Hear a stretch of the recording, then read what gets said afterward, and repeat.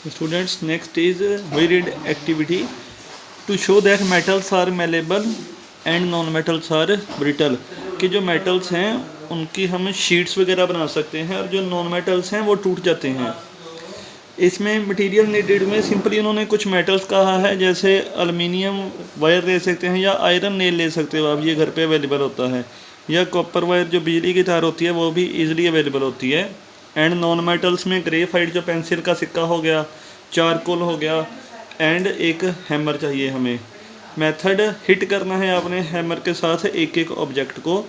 Observe करोगे आप, जो मेटल्स हैं वो फ्लैट हो जाएंगे, मतलब सीधे होने शुरू हो जाएंगे जब हम उसको हथौड़े के साथ मारेंगे, और जो नॉन मेटल्स होंगे वो ब्रेक हो जाएंगे। फिर कंक्लूज़न इसका हो जाएगा कि जो मेटल्स हैं ये मेलेबल हैं, जो नॉन मेटल्स हैं ये ब्रिटल हैं। ये घर पे कर सकते हो आप, एक्टिविटी आराम से हो जाएगी। Next is ductility metals. Most metals can be easily drawn into thin wires. जो मेटल्स होंगे उनको हम वायर्स में उनको आसानी से चेंज कर सकेंगे। The property by virtue of which metals can be drawn into thin wires is called ductility. एक ऐसी प्रॉपर्टी जिसके बेस पे हम मेटल्स को थिन वायर में चेंज कर सकें उसको बोलते हैं ductility. Gold and silver are two of the most ductile metals are known. जो गोल्ड एंड सिल्वर है इनकी डक्टिलिटी सबसे ज़्यादा होती है, मतलब सबसे जो पतली तार है वो हम इनसे बना सकते हैं। Other metals that can be drawn into wires include copper, aluminium and tungsten. जो अदर्स वायर्स होती हैं जिनको हम वायर बना सकते हैं वो होता है कॉपर हो गया, जैसे बिजली की तार होती है, एल्युमिनियम हो गया, एल्युमिनियम की शीट्स होती हैं, इसको भी वायर में भी चेंज कर सकते हैं इसको, और टंगस्टन बल्ब वगैरह में यूज़ होता है। नॉन मेटल जो हैं ये ब्रिटल होंगे, फिर वही पुरानी वाली चीज़ आ गई जो ऊपर में लेवल पड़ा था हमने। जो नॉन मेटल्स हैं वो ब्रिटल होंगे, टूट जाएंगे, पर वायर में नहीं चेंज कर सकते हम इनको। Next is thermal conductivity. Thermal conductivity means heat pass करके देखना। Metals are good conductors of heat and are therefore use for making cooking utensils. Metals में से हीट पास हो जाती है, इसीलिए इनको बर्तन बनाने के लिए यूज़ किया जाता है जो हम कुकिंग के लिए यूज़ करेंगे। Silver is the best conductor of heat followed by copper. जो सिल्वर है वो बेस्ट कंडक्टर है हीट का, मतलब सबसे ज़्यादा हीट इसमें पास हो जाती है, फॉलोड बाय कॉपर, और इसके बाद कॉपर आता है फिर बेस्ट कंडक्टर में।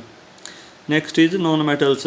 Non metals are generally poor conductors of heat. जो नॉन मेटल्स हैं इनमें से हीट पास नहीं करेगी। Diamond which is a good conductor of heat is an exception. Diamond जो है वो पर है गुड कंडक्टर, इसीलिए ये एक एक्सेप्शन है इसकी, ये नहीं प्रॉपर्टी फॉलो करता नॉन मेटल जो है। Next is electrical conductivity. Metals are good conductors of electricity and therefore use for making electrical wires and cables. जो मेटल्स हैं ये गुड कंडक्टर हैं इलेक्ट्रिसिटी का, मतलब इलेक्ट्रिसिटी इनमें से पास हो जाती है, ज़्यादा इलेक्ट्रिसिटी पास हो जाती है, और इसीलिए इनको जो बिजली की तारें वगैरह हो गई या केबल वायर जो होती हैं वो बनाने के लिए यूज़ किया जाता है। Non metals are poorly conductors of heat. जो नॉन मेटल्स होंगे इनमें से इलेक्ट्रिसिटी नहीं पास होगी। Graphite which is a good conductor of electricity is an exceptional. Graphite means जो पेंसिल का सिक्का होता है पर उसमें से इलेक्ट्रिसिटी पास हो जाती है, इसीलिए ये एक एक्सेप्शन आ गई फिर इसमें।